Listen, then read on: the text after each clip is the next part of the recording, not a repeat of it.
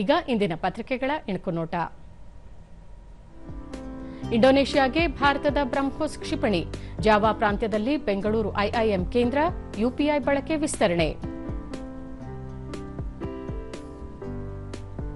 ವಾರದೊಳಗೆ 344 ಕೋಟಿ ರೂಪಾಯಿ ಬೆಳೆ ವಿಮೆ ರೈತರ ಖಾತೆಗೆ, ಮುಖ್ಯಮಂತ್ರಿ.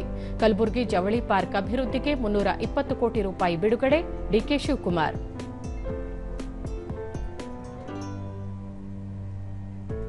ಹೆಬ್ಬಾಳ ಟು ಏರ್ಪೋರ್ಟ್ ಶೀಘ್ರ ಸಿಗ್ನಲ್ ಮುಕ್ತ, 35 ಕೋಟಿ ರೂಪಾಯಿ ವೆಚ್ಚ, 15 ತಿಂಗಳ ಡೆಡ್ಲೈನ್. ಅರ್ಧ ರಾಜ್ಯದಲ್ಲಿ ಮಳೆ, ಇನ್ನರ್ಧ ಕಡೆ ಬರಗಾಲ.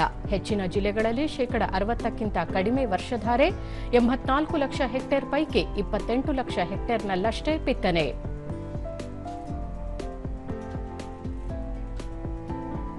ಫಿಫಾ ವಿಶ್ವಕಪ್ ಫುಟ್ಬಾಲ್, ಸೋಲಿನ ಅಂಚಿನಿಂದ ಅರ್ಜೆಂಟೀನಾ ಪಾರು. ಮೆಸ್ಸಿ ಮ್ಯಾಜಿಕ್, ಕ್ವಾರ್ಟರ್ ಫೈನಲ್ಸ್ಗೆ ಅರ್ಜೆಂಟೀನಾ ಮುನ್ನಡೆ. ಇವು ಇಂದಿನ ಪತ್ರಿಕೆಗಳ ಪ್ರಮುಖ ಸುದ್ದಿ. ಉಳಿದಂತೆ 3 ತಿಂಗಳೊಳಗೆ 57,000 ಹುದ್ದೆಗೆ ನೇಮಕಾತಿ, ಮುಖ್ಯಮಂತ್ರಿ. ಎಲ್ಲ ಇಲಾಖೆಗಳಿಂದಲೂ ಭರ್ತಿಗೆ ಕ್ರಮ.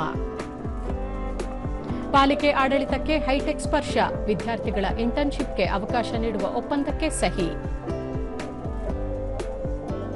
ಬೆಂಗಳೂರು ಅಂತಾರಾಷ್ಟ್ರೀಯ ಕಿರುಚಿತ್ರೋತ್ಸವ ಆಗಸ್ಟ್ 14ರಿಂದ. ತೂಗು ಸೇತುವೆಗಳ ಸರದಾರ ಗಿರೀಶ್ ಭಾರದ್ವಾಜ್ ಇನ್ನಿಲ್ಲ, 145 ಸೇತುವೆ ನಿರ್ಮಿಸಿದ್ದ ಬ್ರಿಡ್ಜ್ ಮ್ಯಾನ್.